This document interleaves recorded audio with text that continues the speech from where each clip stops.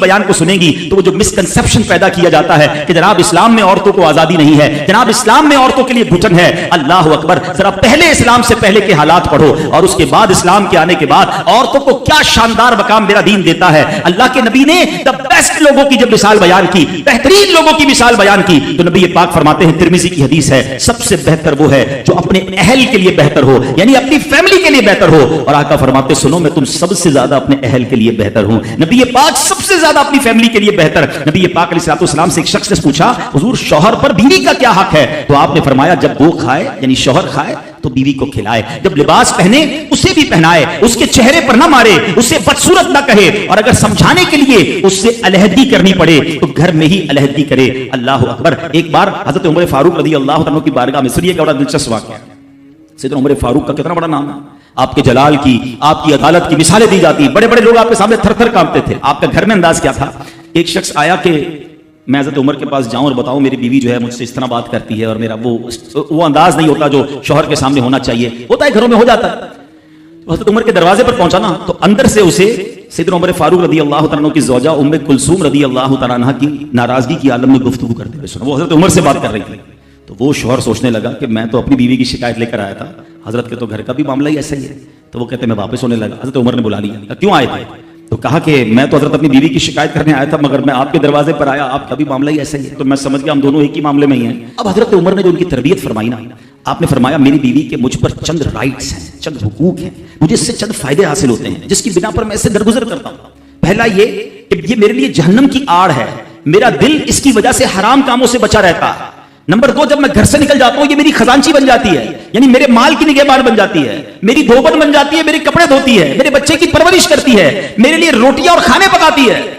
تو وہ شخص کہتا ہے یہ سارے فائدے تو مجھے بھی اپنی بیوی سے حاصل ہیں، تو میں تو کبھی درگزر سے کام نہیں لیتا، وہ مجھے کہتی میں اسے لڑنا شروع کر دیتا ہوں۔ کہتا آج آپ کی بات سے نصیحت مل گئی، اب میں اپنی بیوی کی چھوٹی موٹی باتوں کو میں بھی درگزر کرتا ہوں۔ کتنی پیاری بات بتائی، ہم وہ ساری باتیں بھول جاتے ہیں، ایک غلطی پر پکڑ لیتے ہیں، ایک غلطی پر ڈانٹتے ہیں، ہر غلطی پر جناب ایسا نہیں ہوتا، ہر غلطی کی سزا سزائے موت نہیں ہوتی ہے، ہم غلطیاں نہیں کرتے۔ اگر جس طرح ہم اپنی بیوی کو اور غلطی پر ڈانٹتے وہ ڈانٹنا شروع کرتے پھر کیا حال ہوگا؟ تو ایسا نہ کرے، وہ بھی دل رکھتی ہے، ہم نے کسی انسان سے شادی کی ہے، کمپیوٹر سے نہیں کی، ٹھیک ہے نا؟ تو کمپیوٹر بھی آج کل وائرس آ جاتا ہے، تو وہ تو انسان ہے، غلطی ہو گئی کوئی بات نہیں۔ تو سبحان اللہ، اتنا پیارا مذہب ہے۔ درود پاک پڑھنے کے بے شمار فضائل و برکات ہیں۔ کعبے کے بدر الدجا، طیبہ کے شمس الضحیٰ صلی اللہ تعالی علیہ وسلم کا فرمان عالی شان ہے کہ جو کوئی شخص مجھ پر ایک بار درود پاک پڑھے اللہ کریم اس پر اپنی 10 رحمتیں نازل فرماتا ہے، جو کوئی شخص 10 بار درود پاک پڑھے اللہ کریم 100 رحمتیں نازل فرماتا ہے، فرمایا جو 100 بار پڑھے اللہ 1000 رحمتیں نازل فرماتا ہے۔ میرے آقا علیہ السلام فرماتے ہیں جو 1000 بار درود پاک پڑھنے والا ہوگا، حدیث کا خلاصہ ہے وہ مرے گا نہیں جب تک جنت میں اپنا مقام نہ دیکھ لے، یعنی مرنے سے پہلے اسے جنت میں اپنا گھر بھی دکھا دیا جائے گا۔ تو کیا ہی اچھا ہو کہ ہم چلتے پھرتے اٹھتے بیٹھتے کوئی ٹائم اپنی پوری ڈیلی روٹین کا ایسا سیٹ کریں کہ میں نے اس وقت درود پاک پڑھنا۔ آپ دیکھیں نا سوشل میڈیا پر بعض اوقات گھنٹوں ہمارے ریلز دیکھتے ہوئے چیزیں دیکھتے ہوئے گزر جاتے ہیں، بلکہ بعض اوقات ان میں گناہ ہوتا ہے، ثواب تو دور کی بات، یا تو فضول ہوتے ہیں یا گناہ ہو رہا ہوتا ہے۔ تو کیوں نہ ان عادتوں کو کچھ کم کریں، اس سے جان چھڑائیں اور ذکر و درود کی طرف آ جائیں۔ اللہ مجھے بھی اور آپ کو بھی اپنا اور اپنے حبیب علیہ الصلوۃ والسلام کا کثرت سے ذکر کرنے کی توفیق عطا فرمائے۔ محبت کے ساتھ با آواز بلند درود پاک پڑھ لیں، صلو علی الحبیب۔ آج میں نے ایک بڑی کمال کی ایک سنت آپ کے سامنے پیش کرنی ہے، اور نارملی دیکھا یہ گیا ہے کہ اس سنت سے بہت سارے لوگ اب دور ہو گئے ہیں، حالانکہ یہ اتنی پیاری سنت ہے، بغیر محنت بغیر کوشش کے نیکیوں کا انبار لگ جاتا ہے، اتنی نیکیاں اور آپ اتنے بڑے بڑے انعامات کے حقدار بن جاتے ہیں۔ وہ سنت کون سی ہے میں انشاءاللہ بیان کرتا ہوں، مگر امام محمد بن محمد غزالی علیہ رحمت اللہ الوالی نے ایک بڑا پیارا واقعہ اپنی کتاب مکاشفۃ القلوب میں لکھا۔ مکاشفۃ القلوب بڑی پیاری کتاب ہے۔ واقعہ کیا تھا کہ ایک شخص نے ایک غلام خریدا۔ آج کے دور میں تو کسی کو گھر میں ملازم رکھنا ہو تو وہ نوکری پہ جاب پہ رکھتا ہے نا، پہلے ایسا نہیں ہوتا تھا، پہلے غلام خریدے جاتے تھے۔ انہوں نے غلام خریدا۔ اچھا جب غلام خریدا تو غلام کہتا ہے حضور میری 3 شرطیں ہیں۔ اچھا بات بڑی عجیب تھی، غلاموں کی شرطیں نہیں ہوتی ہیں۔ آپ نے کہا اچھا تم بھی شرطیں لگاؤ گے، بتاؤ کیا شرطیں ہیں؟ تو کہتا حضور پہلی شرط تو یہ ہے کہ آپ مجھے فرض نماز کے وقت منع نہیں کریں گے، نماز پڑھنے دیں گے۔ اچھا وہ آقا بھی دیندار تھا، نیک آدمی تھا، کہتے ٹھیک ہے مسلمان ہوں، نماز سے کیوں روکوں گا، اوکے۔ کہتا دوسری شرط یہ کہ دن میں جو چاہے کام لے لیں، رات مجھے آپ چھوڑ دیں گے۔ کہا ٹھیک ہے، مجھے کام دن میں لینا، میں بھی رات آرام کرتا ہوں، تم بھی رات آرام کرنا۔ کہتا تیسری شرط یہ کہ آپ مجھے اپنے گھر میں کوئی بھی ایک الگ سے کمرہ دے دیں گے تاکہ میں سیپریٹ رہوں۔ تو کہا ٹھیک ہے، میں نے بھی یہ سوچا تھا گھر میں بہت سارے کمرے ہیں، غلام کا کمرہ ہوتا ہے تو میں کمرہ دے دوں گا، شرطیں کوئی مشکل تھی نہیں، آقا نے ایکسیپٹ کر لیا۔ غلام گھر پر آیا، بڑا محنتی غلام تھا، دن میں کام کرتا، رات اپنے کمرے میں چلا جاتا۔ ایک دن آقا چلتے چلتے اس کے کمرے کے پاس سے جب گزرا تو دیکھا عجیب منظر ہے، کمرے کی چھت کھلی ہوئی ہے، آسمان سے نور برس رہا ہے، غلام سجدے میں ہے، اللہ کی عبادت کر رہا ہے اور اللہ کو رو رو کر یہ عرض کر رہا ہے کہ میرے مولا میں غلام ہوں، دن میں میری ڈیوٹیز ہیں، اگر یہ کام نہ ہوتا تو میں دن بھی تیری عبادت کرتا، رات بھی تیری عبادت کرتا۔ آقا بڑا حیران ہوا کہ یہ میرا غلام کیا چیز ہے، ایسی عبادت، ایسا نور اور ایسی گفتگو۔ اگلی رات ہوئی تو اپنی بیوی کو لیا کہ چلو میں تمہیں ایک منظر دکھاتا ہوں، اپنی زوجہ کو لے کر غلام کے کمرے کے پاس گیا، پھر وہی منظر، چھت کھلی ہوئی ہے، آسمان سے نور برس رہا ہے، غلام سجدے میں وہ ہے اور اللہ سے باتیں ہیں، بڑی کیفیت۔ جب یہ منظر دیکھا تو وہ میاں بیوی بھی آنسو بہانے لگے، وہ بھی رونے لگے کہ یہ کیسا غلام ہے۔ صبح ہوئی تو غلام کو آقا نے بلایا اور کہا کہ ہمیں پتہ چل گیا ہے تمہاری رات کی عبادت ہم نے دیکھ لی ہے، تم اللہ سے یہی کہہ رہے تھے نا کہ یا اللہ میں مجبور ہوں، اگر دن میں بھی فارغ ہوتا تو تیری عبادت کرتا، رات میں تو تیری عبادت کرتا ہوں۔ تو ہم میاں بیوی نے فیصلہ کیا ہے کہ آج کے بعد تم آزاد ہو، جاؤ دن میں بھی عبادت کرو، رات میں بھی اللہ کی عبادت کرو۔ اچھا ہماری جگہ کوئی ہوتا تو بڑا خوش ہو جاتا کہ چلو یار انعام مل گیا، غلام کو آزاد ہونا بڑی نعمت تھی، مگر وہ غلام دراصل وہ آقا بننے کے قابل تھا، وہی آقا تھا، وہ بڑا کمال کا بندہ تھا۔ وہ پتہ کیا کہتا ہے، جب آقا نے کہا نا مجھے پتہ چل گیا تم رات کیا کرتے ہو اور اس وجہ سے میں تمہیں آزاد کرتا ہوں، تو وہ غلام اللہ کی بارگاہ میں کہتا ہے یا صاحب السر ان السر قد ظہر، اے راز رکھنے والے مولا، اے صاحب راز، راز تو کھل گیا، ولا ارید حیاتی بعد مشتہرا، اے اللہ میں اب راز کھلنے کے بعد زندہ نہیں رہنا چاہتا۔ اور یہ کہا اور اس کی روح نکل گئی، اس زمین پہ باڈی آتی ہے اور وہ انتقال کر جاتا ہے۔ اے میرے پیارے اسلامی بھائی، اب غور کیجئے، اس واقعے سے بہت سارے لیسن ملیں گے۔ جو میں نے کہا تھا نا کہ نبی پاک کی ایک سنت بیان کرنی ہے، وہ سنت کون سی ہے؟ وہ سنت ہے ذکر الہی۔ میرے آقا خوب اللہ کا ذکر کرتے تھے، کتنا ذکر کرتے تھے، آپ کو میں اندازہ کرواتا ہوں، آپ کو اندازہ ہو جائے گا۔ نبی پاک سونے سے پہلے اللہ کا ذکر، جاگنے کے بعد اللہ کا ذکر، کھانے سے پہلے اللہ کا ذکر، کھانے کے بعد اللہ کا ذکر، پیارے آقا گھر سے نکلتے ہوئے اللہ کا ذکر، گھر میں داخل ہوتے ہوئے اللہ کا ذکر، قدم قدم پر اللہ کا ذکر۔ کیسے؟ یہ سب چیزوں کی دعائیں ہیں نا، کھانے سے پہلے کی دعا، کھانے کے بعد کی دعا، پانی پینے سے پہلے کی دعا، پانی پینے کے بعد کی دعا، آئینہ دیکھنے کی دعا، سرما لگانے کی دعا۔ اس کا مطلب کیا ہے؟ دعا کیا ہے؟ ذکر الہی ہے نا، اللہ سے باتیں کرنا ہے نا۔ نبی پاک قدم قدم پر اللہ کو یاد کرتے، سورج گرہن کی دعا، چاند گرہن کی دعا، بارش برس رہی ہے پھر دعا، بادل گرج رہے ہیں پھر دعا، قدم قدم پر دعائیں، کتنا اللہ کا ذکر کرتے تھے۔ اور آج بتاؤ پورا پورا دن گزر جاتا ہے، ہم کتنا اللہ کا ذکر کرتے ہیں؟ یہ غلام کتنا اللہ کا ذکر کرتا تھا کہ رات بھر اللہ کی عبادت ہے، اور تمنا کیا ہے؟ مولا دن بھی مل جاتا تو دن بھی تیری عبادت کرتا، دن بھی تجھے یاد کرتا، دن بھی تیرا ذکر کرتا۔ ذکر الہی پر میں انشاءاللہ آگے بات کرتا ہوں، مگر اس واقعے سے ایک اور بڑا کمال کا میسج مل رہا ہے۔ اس غلام کی عبادت لوگوں کو پتہ چل گئی، اس کا راز کھل گیا۔ وہ کہتا ہے مولا اب جینا نہیں ہے، میں تو عبادت تیرے لیے کرتا تھا نا، میں جانتا تھا مالک تو جانتا تھا، اب تو لوگوں کو پتہ چل گیا۔ اب بتائیں ہمارا کیا حال ہے؟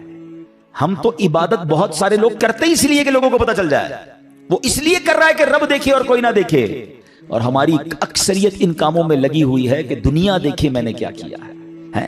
نیکی کر دریا میں ڈال، بچپن میں سنتے تھے، اب نیکی کر سوشل میڈیا پہ ڈال، جو کرنا ہے لوگوں کو بتانا ہے، جو نیکی ہے سب کو بتانا ہے۔ اپنے دل سے پوچھو نا کیوں جی چاہتا ہے کہ میری نیکیاں لوگوں کو پتہ چلے۔ پتہ اخلاص کی تعریف کیا ہے؟ علماء فرماتے ہیں what is the meaning of اخلاص؟ اخلاص اس کو کہتے ہیں کہ بندہ جس طرح اپنے گناہوں کو چھپاتا ہے اس طرح اپنی نیکیوں کو چھپائے۔ بتائیے نا، ہم اس طرح اپنے گناہ، کوئی ہے جو یہاں یہ چاہتا ہو میرے گناہ سب کو پتہ چل جائیں؟ کوئی بھی نہیں چاہتا، مگر نیکی سب کو پتہ چلنی چاہیے۔ نہیں، کچھ نیکیاں تو ایسی کیجئے نا جو فقط میں جانوں، میرا رب جانے۔ میں نیکی کرنے کے بعد مجھے کیوں خیال آتا ہے کہ یار سامنے والے کو پتا تو چلے میں حاجی ہوں، میں حافظ ہوں، میں نمازی ہوں، میں روزہ دار ہوں، میں نے یہ نیکی کی ہے، میں نے فلاں کام کیا ہے، وائے کیوں؟ اگر دل میں تمنا یہ ہے کہ لوگوں کی واہ واہ ملے گی تو پتہ اس کو ریاکاری کہتے ہیں، اور ریاکاری کو شرک اصغر کہا گیا حدیثوں میں۔ چھوٹا شرک، شرک کس کو کہتے ہیں؟ شرک کے معنی یہ ہے کہ اللہ کی طرح کسی کو عبادت کے لائق سمجھنا، ٹھیک ہے نا، یعنی اللہ کی ذات و صفات میں یا تو کسی کو شریک ماننا یا کسی کو معاذ اللہ کی طرح عبادت کے لائق سمجھنا، یہ شرک ہے، بندہ اسلام سے خارج ہو جائے گا۔ اب اس کو شرک اصغر کیوں کہا گیا کہ بندہ پڑھ تو نماز رہا ہے، رکھ تو روزہ رہا ہے، صدقہ کر رہا ہے، خیرات کر رہا ہے، عبادت اللہ کی کر رہا ہے، مگر دل میں تمنا ہے کہ لوگ راضی ہو جائیں، ہیں لوگ خوش ہو جائیں۔ نیت کیا ہے؟ نیت رب کو راضی کرنے کی نہیں، لوگوں کو راضی کرنے کی ہے۔ اب ہم چیک کر لیں کہ کہیں ایسا تو نہیں کہ شیطان ہمارے اندر یہ وبا داخل کر چکا ہے کہ پہلے تو نیکی نہیں کرنے دیتا، لیکن نیکی کر لے تو پھر چھپانے نہیں دیتا، پھر بچانے نہیں دیتا، پھر ایسے ایسی باتیں دل میں لاتا ہے کہ اس کو بھی بتا دے، اس کو بھی بتا دے۔ کیوں؟ ہمارا جی کیوں چاہتا ہے ایک ایک نیکی کی تصویر ہم نے لگانی ہے تاکہ لوگ دیکھیں میں نے یہ چندہ دیا، یہ راشن دیا، یہ فلاں کام کیا۔ میں ویسے آپ کے دل کے دروازے پر دستک دیتے ہوئے ایک سوال کرنا چاہتا ہوں کہ ذرا یہ تو چیک کیجئے، یہ میرے لیے بھی سوال ہے، یہ آپ کے لیے بھی ہے، کہ ہماری ایسی کتنی نیکیاں ہیں جو صرف میں جانوں اور میرا رب جانے؟ اپنے آپ سے پوچھئے، اکیلے میں پوچھئے کہ ایسا کیا میں نے کیا ہے نیکی کا کام جو اور کسی کو نہیں پتا، میں جانوں اور میرا رب جانے۔ آپ کو پتہ ہے پہلے کے زمانے کے کچھ بزرگان دین ایسے ہوتے تھے کہ وہ غریبوں کی مدد کرتے تھے، مگر ان غریبوں کو بھی پتہ نہیں چلتا تھا کون مدد کر رہا ہے۔ بعض اوقات ان بزرگوں کا انتقال ہوتا نا تو لوگ کہتے ہیں یار وہ ہر مہینے مدد آتی تھی، راشن آتا تھا، اب نہیں آ رہا، تو پتہ چلتا تھا کہ وہ فلاں بزرگ کا وصال ہوا ہے، وہ ہر مہینے مدد کرتے تھے، مگر کبھی انہوں نے نہیں بتایا، پتہ لگنے بھی نہیں دیا۔ اور آج ہم کسی کی مدد کریں تو اس پر احسان جتاتے ہیں، بھائی یاد ہے نا میں نے مدد کی تھی، بھول تو نہیں کیا تیرا ساتھ دیا تھا۔ ہر مہینے اگر کسی کی مدد کر رہے ہیں تو ہر مہینے احسان جتا رہے ہیں، ہر مہینے اس پر روپ جھاڑ رہے ہیں۔ نہیں میرے پیارے اسلامی بھائی، نیکی کیجئے مگر اللہ کے لیے، کچھ ایسی تلاوت، کچھ ایسے نوافل۔ آپ دیکھیں نا تہجد بندہ کب پڑھتا ہے؟ رات کو پڑھتا ہے، بعض اوقات اکیلے میں پڑھتا ہے، جب کوئی نہیں دیکھ رہا، دنیا سو رہی ہے، آپ تہجد پڑھ رہے۔ کیا کمال کا یہ کام ہے کہ میں جانوں رب جانے، مگر شیطان کو صبر نہیں آتا نا، وہ کہتا ہے اس نے تہجد پڑھ لی ہے تو جنت میں چلا جائے گا، اب اس کی تہجد کیسے خراب کروں؟ تو وہ کیا کرتا ہے؟ وہ دل میں خیال ڈالتا ہے کہ ایسا کرو دوسروں کو بتاؤ۔ وہ کیا کرتا ہے؟ صبح اٹھ کے کوئی نہ کوئی بہانہ چاہیے۔ اب کچھ لوگ پتہ کیا کرتے ہیں، یار آج بہت تھکا ہوا ہوں۔ خیریت کیوں تھکے ہوئے؟ وہ میں تہجد سے اٹھ جاتا ہوں نا۔ اچھا ماشاءاللہ آپ تہجد بھی پڑھتے ہیں؟ بس اس نے یہ کہنا ہے تو ساڈے دل وچ ٹھنڈ پی گئی کہ انہاں نوں تھاری تہجد دا پتہ چل گیا۔ وہ پتہ تو چل گیا، ڈیلیٹ بھی ہو گیا بھائی۔ کیوں پتہ چل گیا؟ کیوں بتانا؟ اللہ کرے یہ بات اس غلام کے اس واقعے سے کیسی بات سیکھنے کو مل رہی ہے۔ مالک کو پتہ چل گیا، حالانکہ اس نے نہیں بتا، ہم تو بتاتے ہیں، اس نے بتایا نہیں تھا، یہ تو چھپ کے کر رہا تھا، مگر پتہ چل گیا تو کہتا ہے مولا اب راز ہی کھل گیا تو اب جینے کا کیا فائدہ؟ ہائے ہائے، غلام تو نہیں کہوں گا، اس آقا کے صدقے اللہ مجھے بھی اخلاص نصیب فرمائے، آپ کو بھی نصیب فرمائے۔ اچھا اب بات کرتے ہیں سنت رسول، ذکر الہی کی۔ ہائے ہائے کیسا کمال کا کام ہے یہ ذکر الہی۔ اللہ کریم کس طرح قرآن مجید میں ہمیں ذکر کرنے کا حکم ارشاد فرماتا ہے، فرمایا یا ایھا الذین آمنوا اذکروا اللہ ذکرا کثیرا۔ آسان ترجمہ قرآن کنز الایمان، اے ایمان والو اللہ کو بہت یاد کرو۔ کتنا؟ نبی پاک علیہ السلام کی حدیث ہے اللہ کو اتنا یاد کرو، اتنا ذکر کرو کہ لوگ تمہیں دیوانہ کہنے لگے۔ بس اللہ کی یاد کرتے رہا کرو، ذکر الہی کرتے رہا کرو۔ ہے مگر ہمارا حال کیا ہے کہ زبان فضول باتیں تو کرتی ہے مگر اللہ کا ذکر نہیں کرتی۔ ہمارے بزرگ کیسے ذکر کرتے تھے؟ حضرت جنید بغدادی کا نام سنا ہوگا رضی اللہ عنہ، بہت بڑے اللہ کے ولی۔ آپ کے بارے میں آتا ہے کہ آپ اتنا ذکر الہی کرتے تھے، ایک بار نائی کی دکان پر گئے مونچھیں ترشوانے کے لیے، تو نائی کہتا ہے حضرت تھوڑی دیر خاموش ہو جائیں ورنہ آپ کی ہونٹ پہ کٹ لگ جائے گا، میں مونچھیں کاٹ رہا ہوں آپ ذکر کر رہے ہیں۔ وہ کہتے ہیں ذکر کرتا رہوں گا، تم اپنا کام کرو، ہونٹ کٹتا ہے تو کٹ جائے، میں نے ذکر نہیں چھوڑنا۔ اتنی دیر کے لیے بھی ذکر الہی نہیں چھوڑنا ہوتا تھا۔ ایک بزرگ تھے اور کبال کے بزرگ تھے، حضرت سری سکتی سے مروی ہے کہ میں حضرت جرجانی کے پاس گیا تو ستو دیکھے، وہ ستو پی رہے تھے، روٹی نہیں کھاتے تھے۔ تو میں نے کہا حضرت روٹی آپ کیوں نہیں کھاتے، ستو کیوں پیتے؟ وہ کہتے ہیں میں نے کیلکولیشن کی، روٹی کھانے میں اور ستو کھانے میں 90 تسبیحات کا فرق ہے۔ میں اگر ستو پیتا ہوں تو پیٹ پھر بھی بھر جاتا ہے، مگر میں روٹی کھاتا ہوں تو ٹائم زیادہ لگتا ہے۔ 90 تسبیحات میں زیادہ پڑھ لیتا ہوں، اس لیے 40 سال ہو گئے میں نے روٹی نہیں کھائی۔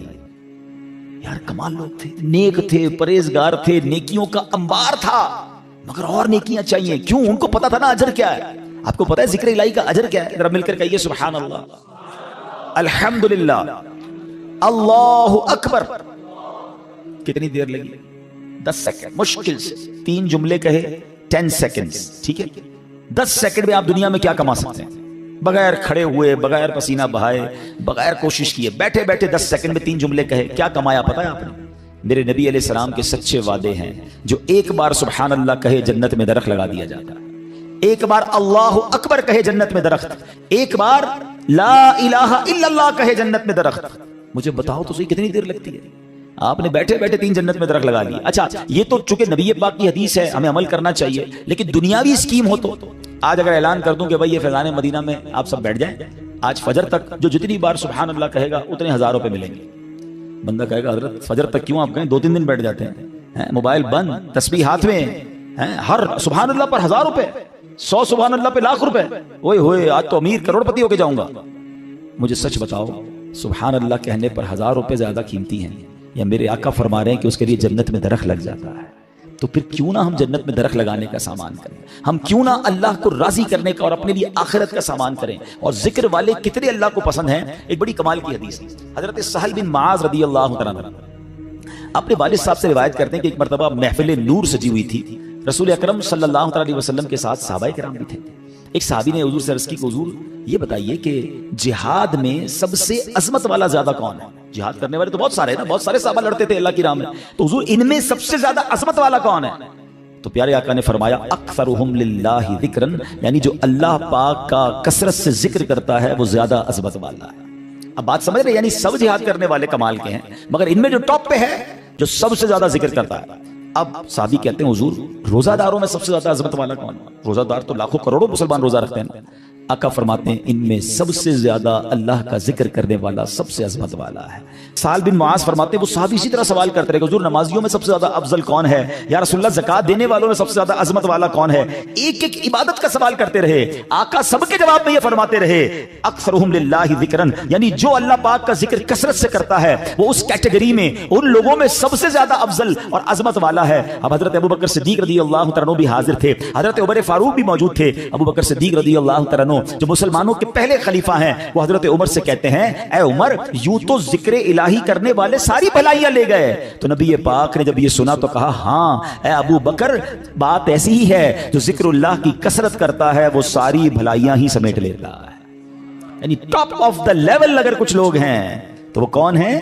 وہ ذکر الہی کرنے والے ہیں۔ اے میرے پیارے اسلامی بھائیوں، اب ہمیں یہ غور کرنا ہے کہ ہم کتنا ذکر کرتے ہیں، ہماری زبان پر کتنا ذکر ہوتا ہے۔ حضرت معاذ بن جبل رضی اللہ تعالیٰ عنہ کہتے ہیں میری نبی پاک علیہ الصلوۃ والسلام سے ان کی ظاہری حیات میں جو آخری ملاقات ہوئی نا، تو میں نے نبی پاک سے کہا حضور مجھے کوئی نصیحت فرما دیجیے۔ تو پیارے آقا علیہ الصلوۃ والسلام سے کہتے ہیں حضور کون سا عمل اللہ کی بارگاہ میں سب سے بہتر اور سب سے زیادہ قرب حاصل کرنے والا؟ تو پیارے آقا علیہ السلام نے فرمایا اے معاذ تمہیں موت اس حال میں آئے کہ تمہاری